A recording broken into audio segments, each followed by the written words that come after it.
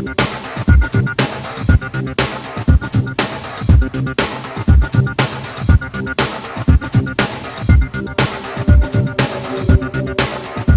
we're back, and Roy O'Connor is with me in the studio. Roy comes regularly. You've all seen him several times. He has a way of showing up with a lot of interesting information. Roy is the Green Spring resident representative to the Green Spring Board of Directors. I think I have that right, Roy? Right. And welcome. Oh, okay. Good to see you, Vince. Nice to be here.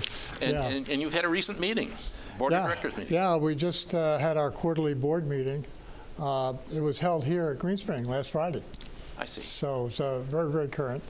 And as we usually do, the four communities in the southern region, we're now the southern region. Okay. It used to be Mid-Atlantic. We just changed names. We're southern region. So we had representatives from Riderwood, Oakcrest Village, Ashby Ponds, and then ourselves. Sure. And it's a good meeting. You always have a lot of information because what happens is there's an update from Erickson headquarters because Chip Warner, who's our regional vice president, and Jim Walter, who is the regional finance director, both kind of give an update on the four communities. And they're all doing real well. Things are very strong. Occupancy rates are high. Even at Riderwood, where they've always had consistently a problem in meeting their occupancy because, they're our largest facility in the region. They have like 2,600 residents. Really? Yeah, so they're even bigger than us. Yeah. But last year they converted 3 floors in one of their residential buildings into assisted living. So they take down the census of about 40 apartments from IL, independent living, to AL. And that's well on its way. Over 2/3 of those units are now occupied by assisted living residents. Yeah. So they had more of a demand for assisted living than they did for independent living, and so now they're adjusting. And I think that was really a good move. So that's working out great. The other interesting thing is, you pick up all kinds of interesting things at these meetings. Yes. And I think, like I was talking to the council, our resident council on Friday. They had just Monday, yesterday. Wow, where are we coming? Monday, today's Wednesday. About some of the things going on. And because I sit in monthly with the council just to keep them up to speed. And one of the things is that I didn't even notice myself, but Riderwood and Oakcrest Village have had their own ambulance service for years. Really? In other words, on site. You know how we depend on the fire company down the road here, okay? Yeah. And the emergency crew. Yeah. So last year they started a migration really to kind of phase that out, so that during the day their own ambulances would take care of residents from the 7 a.m. to 7 p.m.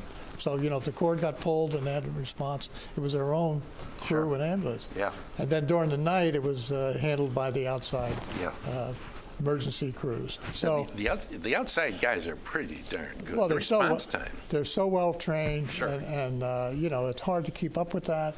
Also, you have to maintain the ambulances, and you have to maintain. So I think it's really a good business move. But it was interesting to hear them reporting, that we're now changing over. So in 2017, they will be dependent, and they have emergency responders in close proximity, just like we do here at Green Spring. Yeah. But that was one of the things that came up. The other thing is interesting is Ashby Ponds is really coming along real well now. They're finishing up. They number all their buildings. They're working on their second neighborhood. They only had one neighborhood for years. Things kind of slowed down and stopped when we went through the recession. Yes. But they've been back into a build mode now. Yeah. And they're finishing up building 2.4, which means it's the 4th building in the second neighborhood. It's going to be a 5-story building. It's their tallest building out there. And just the way the terrain sets in, they're able to do that. But they're going ahead with that. They also have broken ground for 2 more buildings in that neighborhood because they have 6 buildings to a neighborhood since they only have 4 stories instead of 5 normally. And Sure. So they're going great, and they're only proceeding based on demand. In other words, they have a solid priority list, a solid demand, so they're going ahead. And they reported that it looks like they'll be starting to plan for the third neighborhood beyond that. So they have plenty of acreage out there, and they could become, as large as Green Spring, I think. Sure. Right now, they have about 1,100 residents, and they have a new continuing care that they opened in 2015. They never had one up until then, Yeah. but that's going very well, too. The other thing is we get a report, from the Erickson project manager on a repositioning, and I know that's near and dear to a lot of our residents. But it looks like we're finally getting really, really close on Garden Ridge. We had to kind of go back and separate the bids. At one time, we were bidding the whole project, build the new wing, as well as the renovations. Sure. But in August, they decided to split the package, go out for a rebid. And so we have 4 new bids on the new wing. As a matter of fact, the contractors who all bid on it were here for a meeting on Friday afternoon. I wasn't part of that meeting, but the project director, Dawn Yeager, was going to meet with them and go through and understand the basis of their bids. And the bids were all close. They were within 6% of one another. So it's a question of choosing the best contractor we think that can do the best job. Sure. But I'm hopeful next spring, that something will really start happening in terms of maybe breaking ground and getting going on that new wing. The project has had some revisions, particularly as we look at the renovation part, because renovation is very, very expensive. It's easier to build new than it is to go in and rent it. So the current plan, though, is to not change the size of the assisted living rooms. They all have private showers. And one of the objectives is to have private showers in all rooms at Ashby. At Garden Ridge. Yes.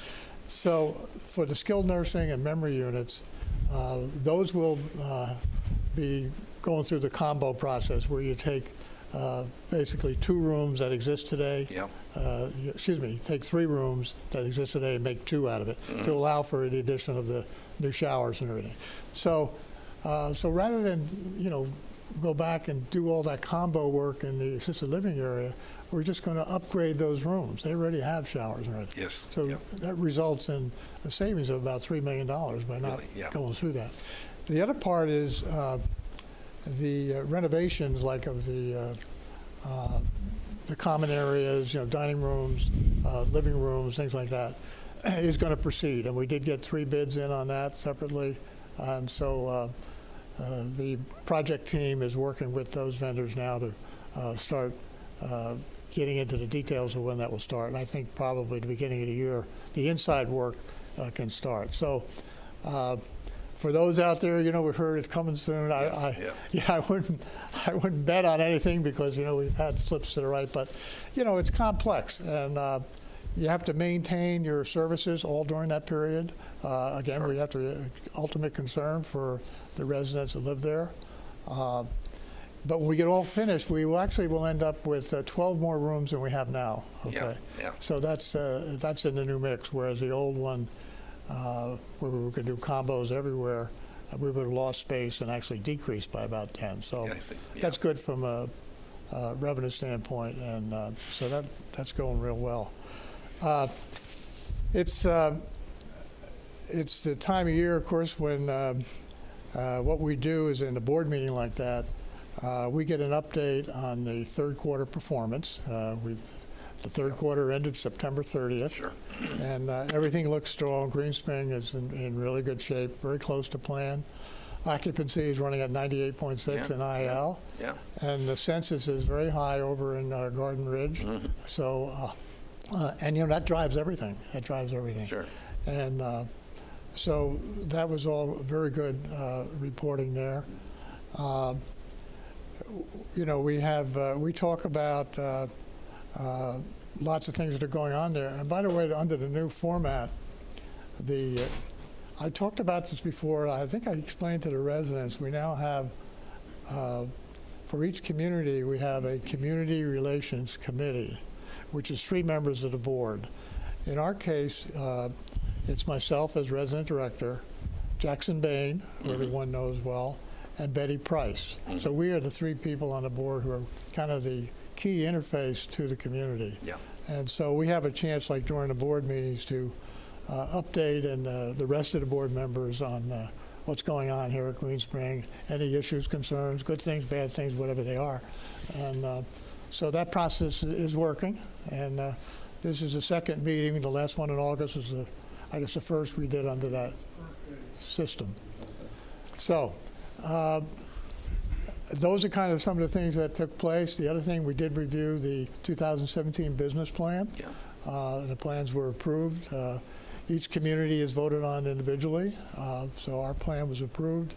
And there is going to be a town hall to review the plan in December. I think it's December 12th. Okay. In the Village Square Theater. So that's coming up. All right. And we'll be going over that. You know what, right? We've run out of time. You're a great guest, for crying out loud. We've run completely out of time. Now Avan, excuse me, Avan is going to tell me this was a great interview because, Vince, you didn't have to talk. Right, thanks so much for coming. We're out of time here. I've got some announcements. Feature programming.